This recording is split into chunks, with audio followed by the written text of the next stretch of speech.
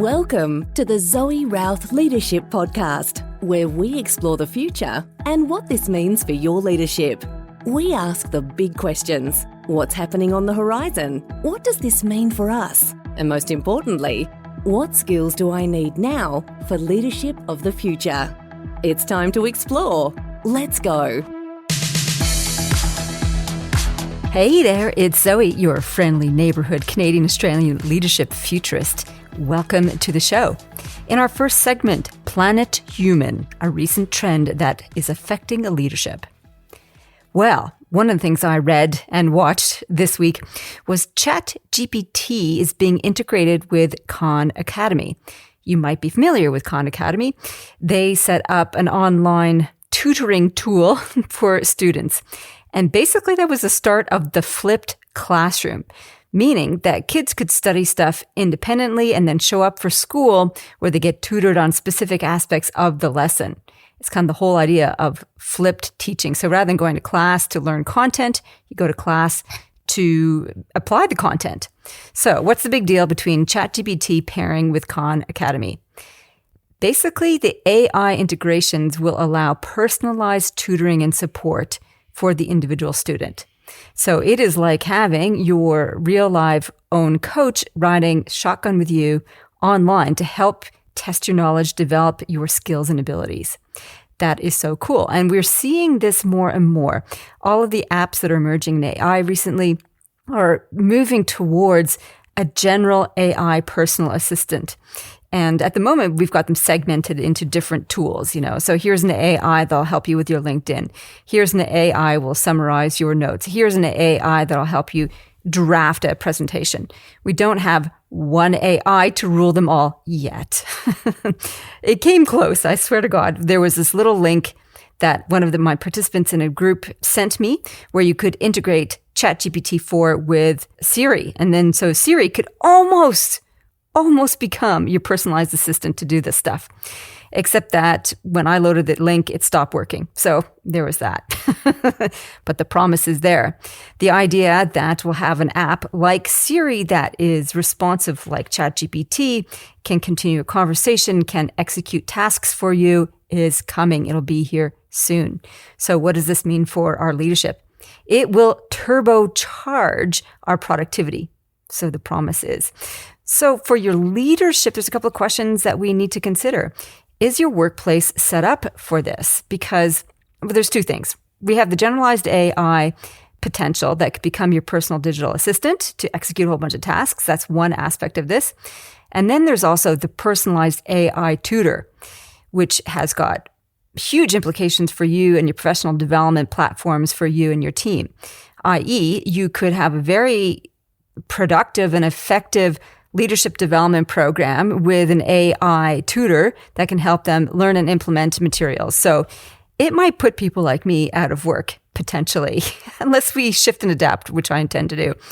In any case, you could have very tailored, very supportive online learning that will help and very personalized and detailed and tailored to your individual leaders so they can get the skills they need on the spot with an AI that can help them implement it effectively.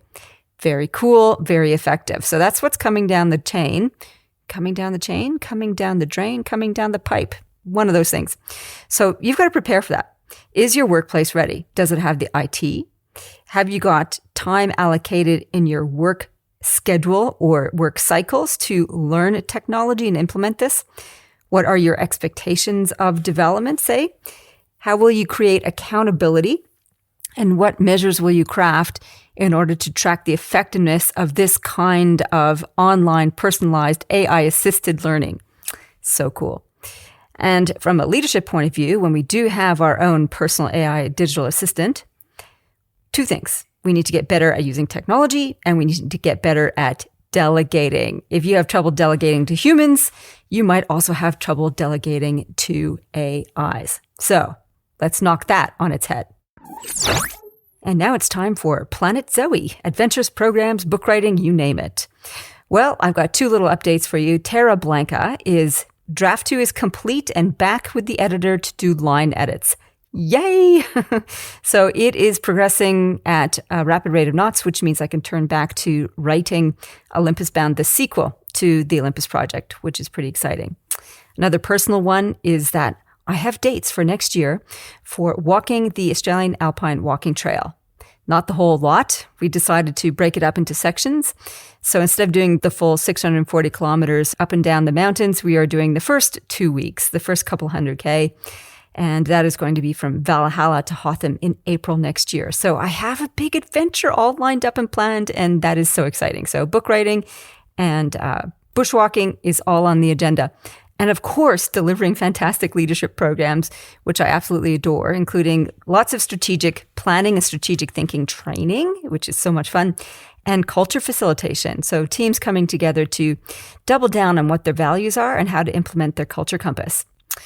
All right, so on to the show for today. And the big question I have for you is, how do you find the strength to live your values in a toxic environment? Some of us, maybe perhaps all of us, have been there. And how much it costs us to be in an environment that goes contrary to our values. What do we do about it? How do we get through it? How do we raise the flag about it? And how do we move on? Well, my guest today has some excellent answers to that, and he is very generous in sharing his experience of living through such an experience. His name is Rob Crispe, and he is the general manager of IP Australia. Rob has a huge background in leadership development and people and culture across a number of different public service sectors and agencies, as well as in the private sector. And we have a very frank, open, and fabulous conversation. Well, let's get into it. Welcome to the show, all the way from Canberra, Rob Crispe. Hey Zoe, how are you? Lovely to be with you today. Thanks for having me. It is, and it is Friday, and I was just saying it's nearly 1 o'clock, and then we burst into laughing because my whole soundproofing cabinet underneath the stairs is falling down. So hopefully the rest of the show won't be falling down. In fact, but who knows? Friday afternoons, you never know. True. But Rob, I'm so excited to have you on the show. We've known each other for a long time, and I've kept my eye on your career over the last several years, and it's had an interesting twists and turns. At the moment, you're general manager of IP Australia. How the heck did you end up there? What's kind of like the trajectory of your career? Oh, well, it's a great question, Zoe, and I probably ask myself this question even now, 18 months or so into the job. I wasn't necessarily looking for a career in intellectual property, but yeah, one thing led to another, and an opportunity popped up for a senior exec role at IP Australia. And probably what interested me the most about it was not probably so much the subject matter, but more the influence that I could have in the agency working with people. And a big part of the suite of responsibilities I've got there is around cultural reform and I guess leading the journey for the agency through some challenging periods that are coming up around the APS reform agenda and some of the changes that are going to be needed in legislation for intellectual property and the way that the Intellectual Property Office does its work into the future, and adoption of technology and things like that. So really a lot of really great opportunities to work with people and work with technology and try and fuse the two together and move people through that change journey. And so that was what really attracted me to the role. But how I got there, I guess I would say, if I had to try and sum it up,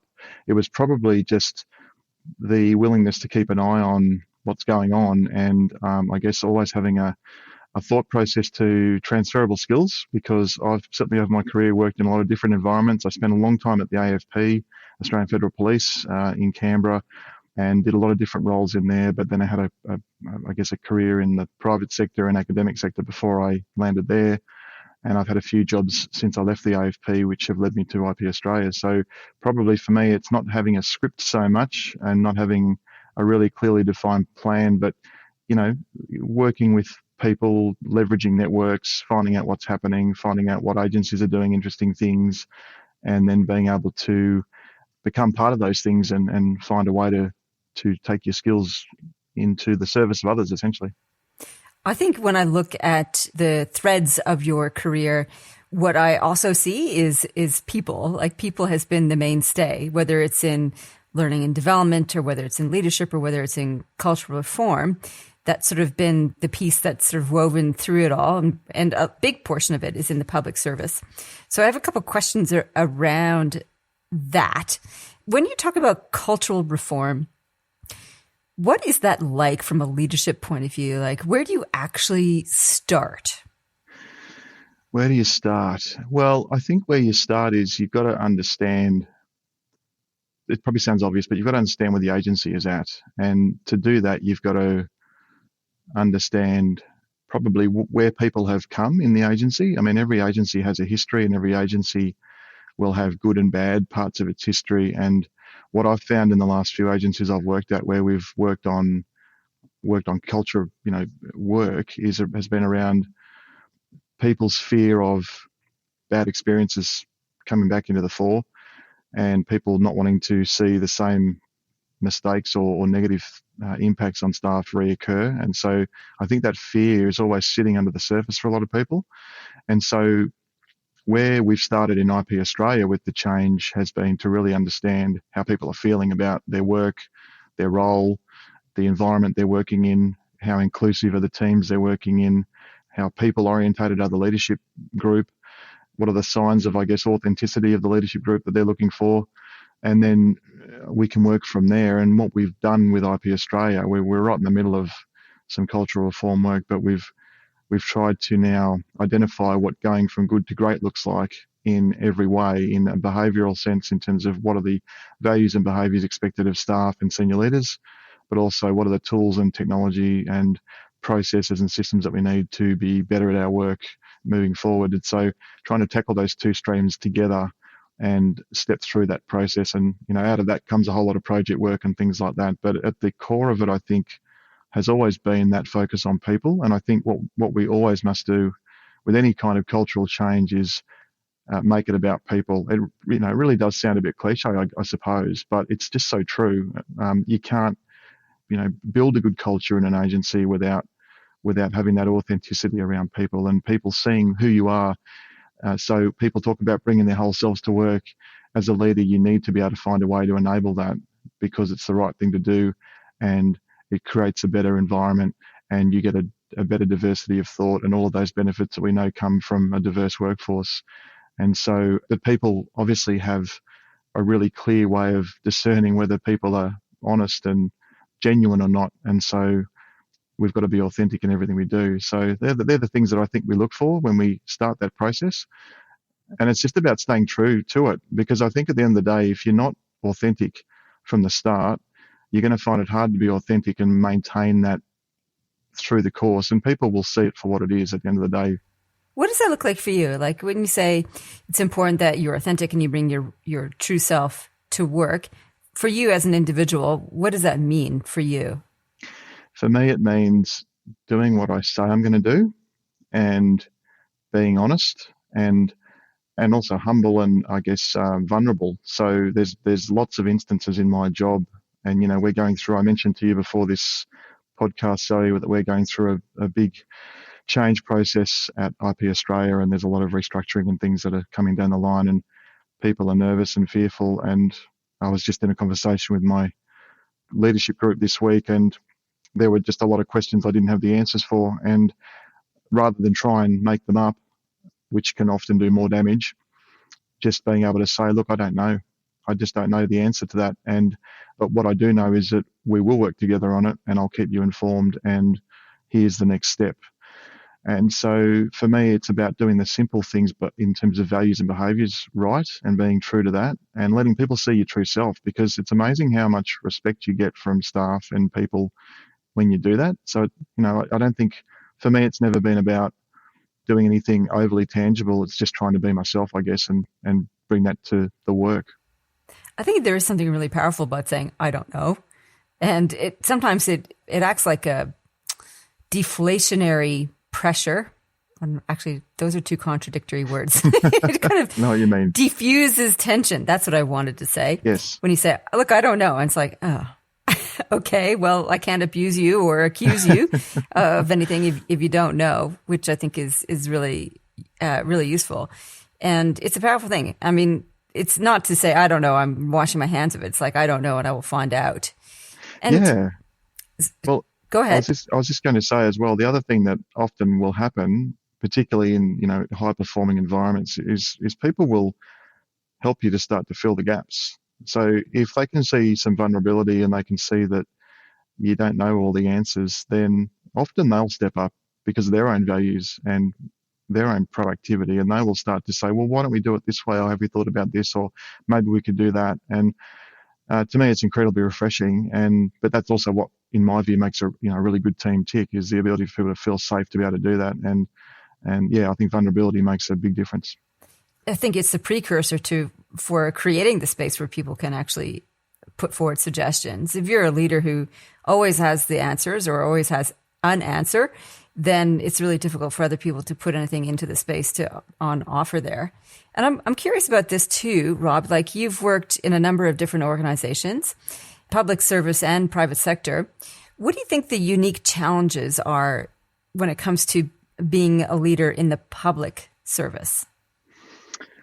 Oh, yes. Well, at the moment, there's a lot of really important conversation happening around what it means to be in the APS. And so I guess my experience in the public sector has been in the Commonwealth Public Service in the APS. And there's always a lot of discussion about the values and behaviours that go with that service. And look, I think from my perspective, it's around that sense of accountability. Often, I think increasingly you're seeing examples where public servants are being held accountable, quite publicly, and some of the royal commissions and things like that have kind of brought that to the fore, I think, more in recent years. And I think that's a good thing, but I also think it means that as public servants, we've got to really take accountability seriously. And it's not just accountability in terms of, it's accountability of the way we do our governance work. It's about the way we support our people. It's the way we follow legislation, of course, and things like that. But yeah, I think probably a distinction is just the way that we're more publicly accountable, or it feels a little bit more like there's that public accountability focus, certainly now. So if that's probably one key distinction I'd make. But I have to say as well, on the flip side, when we talk about leadership, I don't know if the differences are that profound in terms of how we turn up each day as leaders. I think, authenticity, humility, all these sorts of traits that we talk about, I think they're still very valid across any leadership role. And sometimes I think we have a tendency to look at them differently, but actually you can see, good people who are good operators and have experience and have gone through processes that are challenging, particularly in a leadership sense, around people challenges, or, having to deal with whatever it might be, some sort of a big legislative issue or something, or a governance issue, a governance failure or something like that. Whether it's public sector or private sector, I think that really helps build resilience, and, you take that into the next thing you do. But there's points of similarity, I think, with that. So, I hope I've answered the question, but I've tried to give an example on each side of the fence, I suppose. Yeah, there's differences and there's a lot of similarities. I would agree with that, because people are people, whatever context they find themselves. I think the public accountability is something that's becoming less of a difference in some ways because of the acceleration of certain technologies, which are really enforcing transparency. And blockchain is one of them. It's an emerging tech, and it's going to enable so much transparency because of its records are immutable and visible and decentralized. And I think this is going to transform a lot of businesses, and it's sort of pushing along the whole idea of a more equitable, more visible, more transparent and accountable business practices, so that people can see where, for example, in the supply chain, where their meat is coming from or where their palm oil is coming from. Yes. And they can make decisions based on that. So I think it's also coming for the private sector in a way that it's never been there before, even though there's been this push for triple bottom line reporting and ESG and all that kind of stuff. So I think the differences perhaps are shifting, except for that it's baked into practice in the public service, where you're in service to the public. That's the whole, it's in the title of the sector. That's right. Yes. Yeah. You mentioned failures, and I think this is always really helpful for listeners. Maybe, it's it might be cathartic and helpful for you too. People love to know what failures you've had as a leader, because it's always refreshing to hear that leaders have failures and have survived them and have hopefully learned from them. So what is one failure that you'd be willing to share that you've learned from? Well, look, I had a feeling this might come up, Zoe, in our discussion, and certainly it's a question that I do ponder a lot. I think, in my own career, I mean, there's been many things that I would call failures, whether they're process things or whatever. But I think where I'm at now, looking back on particularly the last couple of years, or probably in the window of the last 5 to 10 years, some failures that I think have resonated for me are when I have probably not led with my own values like I should have. And that's taken second place to the demands of the working environment. And what I really mean there is that there have been times where I've been asked to do things in my job that I felt are wrong or unreasonable. This happens to people a lot of the time, where they get put in a situation where they have to then figure out or decide themselves, are they prepared to be stewards of something, a task or an initiative or whatever it might be. And in fact, we've seen some unfortunate examples more recently where, there's been that question of lawfulness and things like that. And so I think, for me, I've had one in particular a few years back where I was being asked to do things that I sort of knew in my own skin were not reasonable and were wrong in terms of my own values. And they were things that I knew were going to grossly upset the workforce, and they were being done for reasons that were self-serving to others. And for a few reasons at the time, I didn't have the fortitude or the strength, frankly, to really try and rise up against it. And I think that was a mistake on my part, because it ended up causing more issues. Now, I ended up, I suppose, the way I lived my values eventually was I got to the point where I thought it was unsustainable, and I decided to change the situation for myself. And in the process of doing that, attempt to call out the issues. But at the end of the day, the only real step I took, or was able to take, I guess at the time, was to vote with my feet and actually leave the role. And that was a pretty dramatic thing for me at the time, because it wasn't on the agenda to do that. That wasn't part of my plan, but I don't regret it for a moment. And I think with all failures, there's a learning opportunity that comes with it. So for me, it was a pretty emotional time. It was a difficult time. There was uncertainty for me and my family and all those kinds of things, because I was essentially leaving a job. And at the time, I didn't actually have another job to go to either, because it was all fairly sudden. I ended up working something out, which was fortunate. But yeah, there was certainly an unsteady time. But it was because of the fact that I had sort of come to the realization, well, this doesn't fit with my values. I'm uncomfortable about what's happening here, and I've got some choices here. But I also knew that if I tried to stay and influence it more, I wasn't actually going to be able to do that for various reasons that meant that my influence was not going to be a key factor in changing the situation. So when you're at that point, you have to make a conscious decision to either stay or go. And, if you stay, then I think you've got to be prepared to then live with the compromises you might have to make.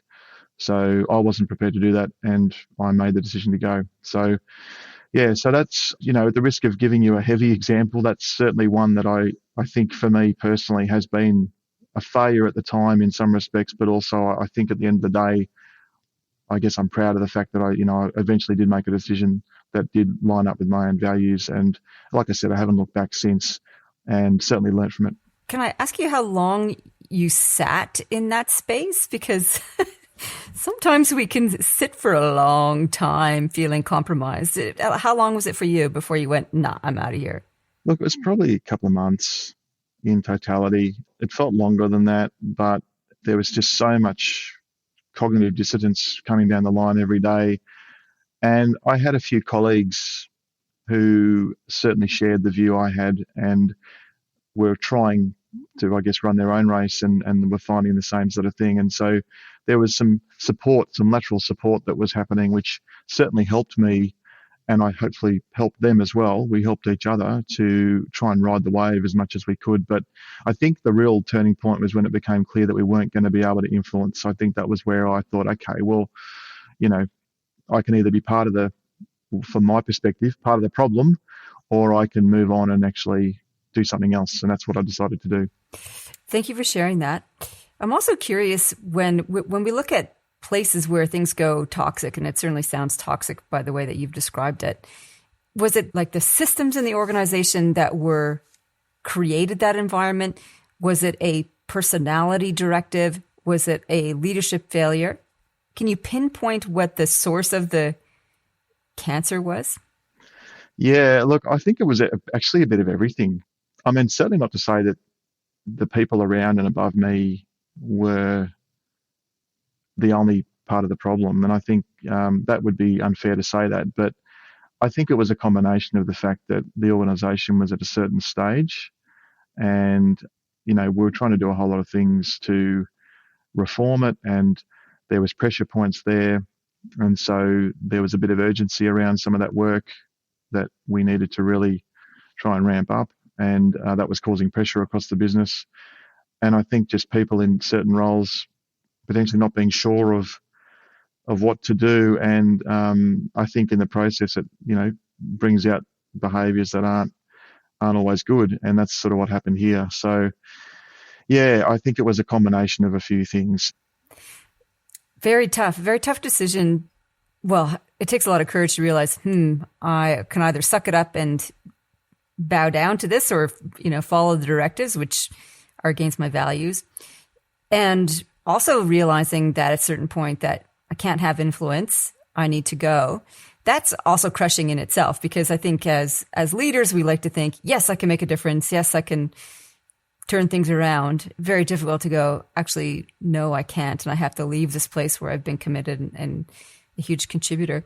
How long did it take you to bounce back, recover from that experience? Well, I'm glad you actually asked that, Zoe, because look, there was a bit of a recovery period, certainly for me. As someone who regards themselves as resilient and has been through a few things, has ridden a few rodeos, as they say, it did actually knock me around quite a bit. And, I remember at the time there was some pressure points in the family dynamic that were coming to the surface more than certainly I thought they were. And again, it's like what a lot of people say when these situations occur, that, you can't see it for yourself, but other people see it and bring it to your attention. And that's kind of what happened in my situation. And so my wife, my kids who are now about to leave school, and I had some feedback from them. And so that's really where it started for me. And then I started to, because, I was coming home and I was short fused and all that sort of thing, and wasn't in the normal headspace. And so those things helped me.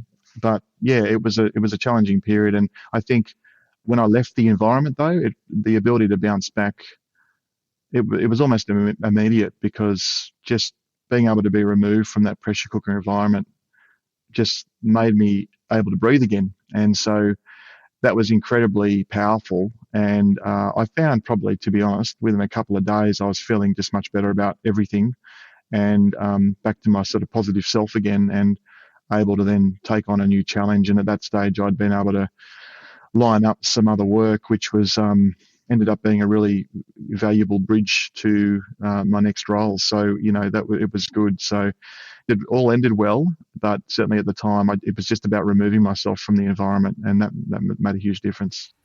That's good to know. And looking from the outside, I'm curious also, when we leave toxic environments like that, we all often, I'll speak for myself, keep an eye on what's going on to see what happens to the organization. And some of us might be keen to see the whole organization going up in flames as a weird Schadenfreude experience. Was it a sinking ship? Did it manage to plug the holes and right itself in the end? Was it a burning down and Phoenix rising kind of thing with a distance of time? Could you observe the cycle of that business? Look, it's been interesting, actually. I haven't really kept abreast of it, not because I haven't been interested, but just because I've been, distracted with other things. But No, I don't think it was it ended up being such a burning down thing. I think it felt like that at the time, but I also think that there were changes made as well, with my departure, that sort of may have actually helped it at the time. It's probably unfortunate that that was a catalyst for it potentially, starting to go into a better place. But no, I don't think it certainly ended up anywhere dire, but which is good. And I don't hold any, really hold any ill feelings, because I think on reflection, and as I was saying earlier, you've got to be able to reflect on the complexity of it. And I think certainly as I've gotten through my career and, have seen more things, and hopefully you go through a few of these sorts of things more than once, you start to understand that it is a more complex situation, and you understand the drivers for people's behaviour, and you can almost sort of empathise at some point with them. In a lot of cases, not all cases, but I mean, I'm a fairly compassionate person by nature. I always will look for the good in people, and to me, I think it's a strength of leadership to be like that. But I've certainly had people judge me adversely for it over my career, and have, I guess, intimated that they don't think it's a strength. They might see it more as a weakness and things like that. I've had that experience myself, and clearly I don't agree with that. And I don't. But I would say that, for anyone that's wondering that with your listeners, I would say that it certainly hasn't done my career any harm being a compassionate and kind person. And I would certainly reinforce the fact that those are key ingredients to a productive workplace. It doesn't mean you can't be firm and fair at the same time, and I think you have to be able to do that as well. But if you aren't creating a safe environment for staff, then I think you're behind the eight ball straight away. And a really good way to do that is for people to see your kindness and your openness that can go a long way without you having to do a whole lot of other tangible things. That's really lovely sentiment and message to people listening. You can't be punished for being compassionate and kind, and that will win out in the end, I think. I agree. So let's move from failures, and thank you for sharing that really tough situation. Let's talk about successes. What is a triumph of leadership that you've experienced? No humble brags here, just get out on the table. Yeah, no, well, look, again, I actually, I do find this a little bit harder to answer, because, again, I mean, there's a lot of successes in terms of, projects that I'm proud of and things like that, that we've delivered important initiatives and stuff like that. But probably, again, if I'm thinking about leadership, it has to be a people-orientated success. And really the way I would capture it is around helping people to move forward and do great things themselves. And so the coaching element of leadership, which I try and bring into, my everyday conversations, is probably my most significant success as a leader, because that's really how I see my value in large measure as a leader, is being able to force multiply through others and create that value in the work that they're doing. So it's this adage of, just because I don't know the subject matter doesn't mean that I can't be an effective part of the puzzle, or I can't support and lead the change. And in fact, that's pretty much the case with the work I'm doing at IP Australia, where I came in and everybody was aware that I wasn't an intellectual property person. And in other roles, it's been the same, where you're coming in as a senior leader and your role is not on the tools. Your role is to use all aspects of your skill, both soft skills and other skills, to be able to bring people along, to work with people, build trust, build respect, build a sense of direction and purpose, and then help people move through to that. And you've got those people in your teams and in your sections that do know the subject matter. They do know what they're doing, and they have that deep knowledge set and that deep skill set. And they're the ones that are going to do the work. They're the ones that are going to get it done for you and with you. But you've got a different role in making all that happen. So I think for me, it's around how I do that well. And that's the success for me, which is around that coaching aspect, just being able to help people realize where they're at, realize what the obstacles might be that they're encountering, and then either, and this is probably where I float between coaching and mentoring, I guess, or just, doing my job as a leader or a manager, is once we work out where the barriers are, then sometimes I'll jump in and help them remove the barriers, or I'll try and step back and let them start to figure the solution out themselves with a bit of prodding and all of that, and try and empower them to take ownership of the issue, which is always my preferred. But if people, depending on where people are at and all of that sort of thing, I'll jump in a bit more or a bit less and things like that. So, but that is by far my biggest success. And so it's not so much about the outcomes, because the outcomes do come, but they come at different rates for different people.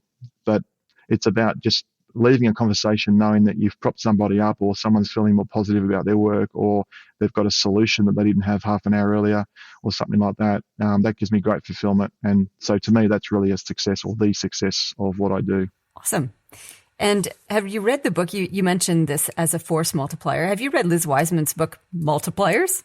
I haven't, no. Oh, you'll love that. So I highly recommend that for you. So she talks about how to be a multiplier as a leader and to avoid being an accidental diminisher. I like the terminology. I'll have to look at it. Yeah, it's a fabulous book. I highly recommend it. And the leaders who've read it as a result of my recommendation have agreed that, yeah, it's like, oh, I didn't realize that I was doing this. I thought it was a positive attribute, but it's overused is a detriment. So I love that. And so a force multiplier is wonderful. So this is a part of the interview where we go to the Fast Five. This is a new segment on the show. So are you ready for the Fast Five? Sure, let's do it. Okay. What is future technology that you'd love to have right now?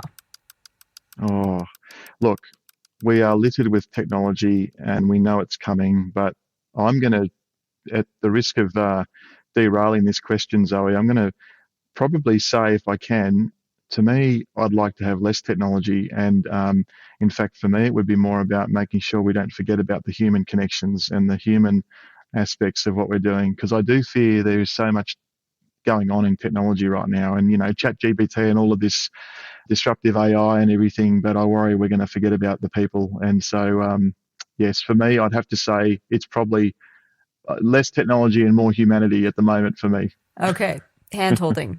Yes, indeed. Awesome. Okay, number 2, what's the best tip that you ever got when it comes to leadership? Best tip you ever got for leadership? Best tip I ever got was, don't be afraid to take some chances in your career. And, invariably, as we've discussed, I've certainly done that in my career, but that really goes to the heart of be courageous and back yourself. It's a bit cliche, but it's just very true. When you stop and think about it, we all get caught up in our day to day, and it's easy to feel fearful about, leaving the comfort zone, but sometimes you've got to be able to make the step. So just don't be afraid to make the step. Don't be afraid to back yourself, and you'll be amazed what comes of that. Awesome. All right. Number 3, what's one problem at work you'd love to wave a magic wand and be fixed right now? Yes. Well, look, a good question, particularly in my line of work in IP. 18 months into the job, key problem I still find with myself is I have a limited depth of knowledge of the subject matter, because it is indeed a complex and, global community of intellectual property. So if I could wave a magic wand and fix it, it would be that I would be able to be far more knowledgeable in the space than I am now. But thankfully, I've got great people to help me with that at the moment. So, okay. That's when you need the Neuralink, which can implant all the knowledge and have it access. Oh, it sounds magic. Sounds magic. All right. Number 4, thumbs up or down. Who is a leader that you would either give a thumbs up for their performance or a thumbs down for their performance? What are they doing right? What are they doing wrong? So I'm going to say, actually, I'm going to call out someone local here in Canberra. I'm going to call out someone by the name of Hannah Andrevsky. I'm not sure if you've come across Hannah, Zoe, but she's the CEO of a small company called Roundabout Canberra. And it's a small business providing children's and baby items to local families that are in need. And she set this up a few years ago. And I used to work with Hannah in a previous role. We worked together in a policy part of the agency for about 12 months. And she was then and is now an exceptional individual, but just someone who, the reason I think she's not only a great leader, but someone who's doing something right is just the fact that she's really put her values at the heart of what she's doing with her leadership. She's got a lot to offer, and she could have, easily found herself in any corporate leadership role. She's very talented, but she is building this business in Canberra to look after local families, and I just think that's really awesome. And she's investing a lot of herself in the process. So to me, it's a great example of what we were talking about earlier, someone living their values and helping others in the process, and her entire business model is around that. So I really applaud her for that. Very nice. Thank you for the local shout out. That's great. Hannah Andrzejewski. That's great. Check her out. And number 5 of the Fast 5, a favorite leadership book or podcast? Well, apart from yours, Zoe, of course, there has been one I've cottoned on to a bit recently, which is called No BS Leadership by Martin G. Moore. It's a podcast you can get it on Spotify for your listeners if they're interested. I don't know if you've come across it, Zoe, but Martin is a very refreshing perspective. So it's Australian-based podcast, and he talks about, I think from memory, he was in the IT sector when he had senior exec roles, and now he's doing a lot of this sort of podcast work. But a really refreshing person to listen to, very upfront and very sort of straight up, but always talks with a lot of logic and clarity. So I won't give too much away, but I highly recommend that one. There's also one I've been tuning into called The Mindset Mentor, which is also on Spotify, a chap by the name of Rob Dial. I've just started listening to that, and that goes into some different sort of terrain to Martin's work. He's a little bit more around, mindsets and thought processes, and sort of getting your head right for life and for the work of leadership and things like that, but definitely worth looking at too. But what I'd say is there's just so much good content around, isn't there? And, we've got books, we've got podcasts, so I would say to everybody listening that, to me, there's so many really great things that you can tune into.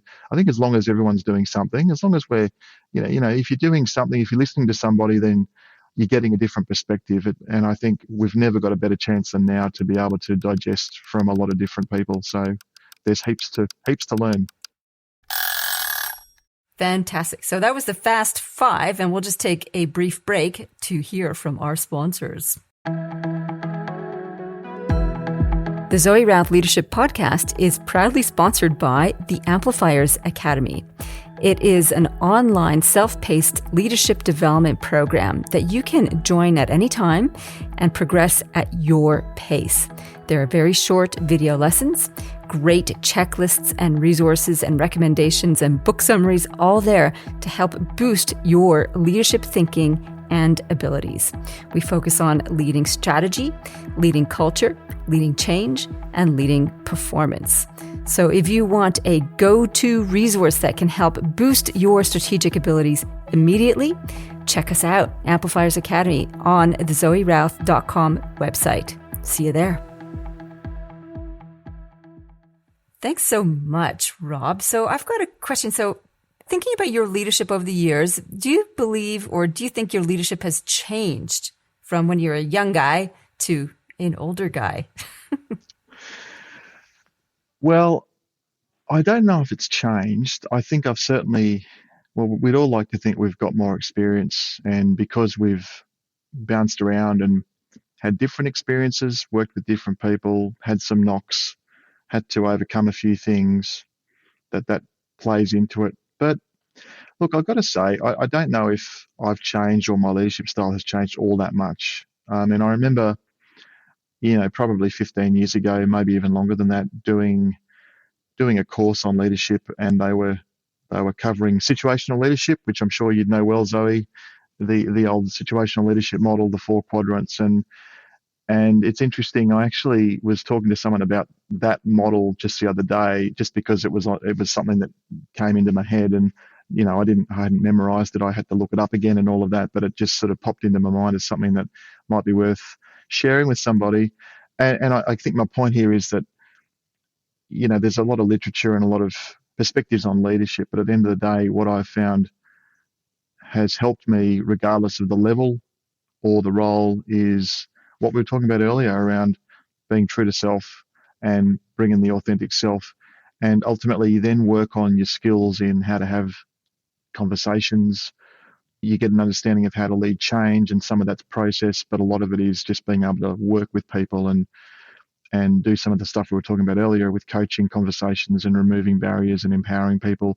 I think all those ingredients are universal or fairly universal, and you can take them into any role. Probably the difference, I would say, with my leadership over the years is that I've had to think more strategically as I've stepped through into more senior roles. And so it's been an interesting dovetailing with those skills of leadership to then also try and apply a more strategic, they call it the enterprise view. It's a lot of the way that they describe it in the public sector anyway, is having this enterprise view of things. So, you're outside your immediate divisional lane or whatever it might be, and you're thinking about the whole organisation or the whole sector, and that the higher you go, then you need to be thinking more about that. And of course, if you're the CEO of an agency, well, you're thinking about your agency as a whole, and you're thinking about the environment that you're operating in, and you're thinking about the geopolitical environment most likely, and depending on what sector you're in, you might be thinking about supply chain issues or national security risks or whatever. But I think the more that at every leadership level you can think of those things, and then you can join your work to those things and make it relevant for you and your staff, that becomes very powerful as a leader. So I've learned to do that a lot better over the years, and I've had some good mentors along the way that have helped me to start thinking more like that. And it's about taking your line hat off and looking sideways and up rather than just down. And I think it takes a bit of practice, but ultimately that's the real magic, I think, of opening up more senior roles. Fantastic. Okay, one last question, short and sweet. What is one tip you would offer listeners on how to be a better leader starting today? Don't be in a hurry. So just be patient and stay true to yourself, stay true to your values. And I think if your goal is to be a leader, then don't get too hung up on the when and the where. I think it'll happen. It'll happen.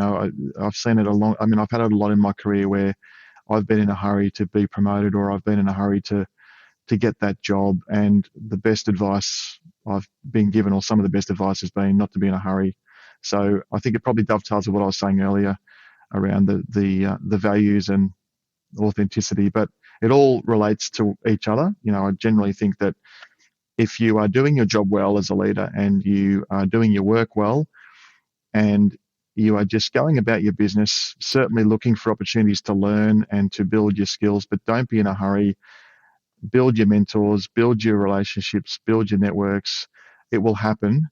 But yeah, just don't try and rush it, because I think when you try and rush it, it plays out in your leadership, and it's not necessarily the best trait for that, in my view. So that would be a piece of advice, just based on, I guess, things I'm dealing with at the moment, and certainly people I've been speaking to recently, and a lot of I talk to a lot of ambitious people who really want to progress their careers, and they're in a real hurry to do it. And it seems to be at the moment I'm noticing a lot of people earlier in their careers are really wanting to climb the ladder quickly, and I think that's a wonderful thing, but also there's a real value in experience and just time on the ground. So I think it's about trying to find the balance. So don't lose sight of the fact that it's okay to sit in a role for a little bit of time, and be able to get a bit more comfortable with practicing those people skills, and practicing running a project and things like that. So sorry, that wasn't a quick answer, but I just felt the need to get all of that out. Okay, wonderful. Well, Rob, thank you so much. It's been really fabulous hearing about your experiences. Thank you so much for sharing the insights around the tough stuff. And you certainly lead in a very tough sector with lots of change and challenges going on. And I really appreciate it. It's been really wonderful hearing your story. So thank you. Thank you, Zoe. It's been really great to talk to you, and really happy to talk to you anytime. And for your listeners, if they want to reach out to me, please encourage them to. And where can they find you online? Probably LinkedIn's the best place, I imagine. So if anyone wants to send me a message, please do. Terrific. Thank you. That was such a pleasurable experience talking to Rob. He really does embody what he believes. And the chief takeaways and take actions I've taken from the conversation include humility. You can really hear it in his voice when he talks about it, and how being humble and therefore open and curious and willing to learn has been an essential path for him. That's takeaway number 1. Number 2 is what you learn, share. That comes back to his recommendation that coaching others is really a leadership requirement and necessity. And being an enabler of other people's experience and an enabler of other people's expertise is a central role as a leader. So uplifting others and expanding the capability that way is a thing to do. So coaching others should be on your task list and your leadership routines. Takeaway number 3 is enjoy the ride. Don't be in a hurry. I think that's a useful piece of advice from somebody who's older. And it's so hard to embody when you are younger because you just want to soak it all up and get to where you want to go quickly. It's hard to be told to slow down and that there is value in experience when we just want to prove our mettle and get rungs on the ladder. So there is value in enjoying the ride. So a tip of the week comes from my book, People Stuff, Beyond Personality Problems, an advanced handbook for leadership.